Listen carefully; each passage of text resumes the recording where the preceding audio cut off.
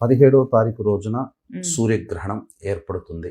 ఉమ్, మన భారతదేశంలో కనబడదు కాబట్టి ఆచార నియమాలు ఇవి ఏవి మనం పాటించాల్సిన ప్రభావం ఉమ్, లేదు. ఉమ్, కానీ ఈ గ్రహణ ప్రభావం మాత్రం ప్రపంచవ్యాప్తంగా అందరికీ ఉంటుంది. ఉమ్, ఈ గ్రహణం ధనిష్ట నక్షత్రయుక్తంగా ఏర్పడుతుంది. రవి, చంద్ర, శుక్ర ప్రభావము, రాహువు తన సొంత నక్షత్రంలో ఉన్నాడు. ఉమ్, పంచగ్రహ కూటమి ఏర్పడుతుంది. ఇది ఒక చిన్న శాంపిల్ లాంటిది మాత్రమే. 24 ఫిబ్రవరి రోజున అసలైన పంచగ్రహ కూటం అనేటువంటి కుంభరాశిలో ఏర్పడుతుంది. ఎందుకంటే చంద్రుడు 2 రోజుల నుండి వెళ్ళిపోయేవాడు.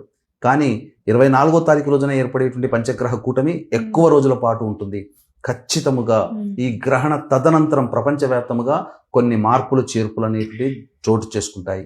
ముఖ్యంగా స్త్రీగ్రహమైనటువంటి శుక్రుని ఉన్నటువంటి నక్షత్రంలోని గ్రహణం ఏర్పడుతున్నటువంటి కారణం, అట్టి నక్షత్రాధిపతి అయినటువంటి కుజుడు వ్యయస్థాన గ్రహణం ఏర్పడుతున్నటువంటి రాశికి వ్యయస్థానంలో ఉచ్చస్థితి పొందినటువంటి కారణం చేత ఈ యొక్క గ్రహణ తదనంతరం 3 నెలల కాలం వరకు కూడా వివిధ దేశాల మధ్య ఉమ్, యుద్ధ వాతావరణం అనేటువంటిది ఏర్పడుతుంది.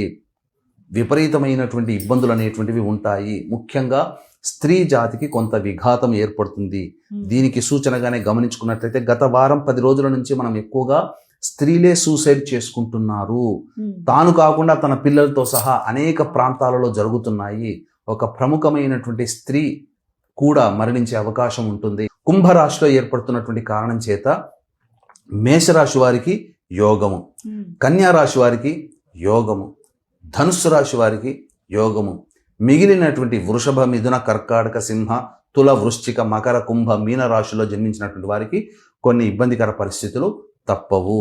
ఉమ్, అలాగే ఈ సంబంధించినటువంటి అనేక రాశుల్లో చాలా మటుకు ముఖ్యంగా కొన్ని ఈ రాశులకి చెప్పాం, మిగిలినటువంటి రాశులకి కూడా కొంత ఇబ్బందికర పరిస్థితులే. కావున సర్వత్రా వృషభ, మిథున, కర్కాటక, సింహ, తుల, వృశ్చిక, మకర, కుంభ, మీన రాశిలో జన్మించినటువంటి వారికి ఈ యొక్క దోష ప్రభావం అనేటువంటిది సంపూర్ణముగా ఉంటుంది. కావున ఇటువంటి వాళ్ళు కొన్ని పరిహారాలు పాటించక తప్పదు.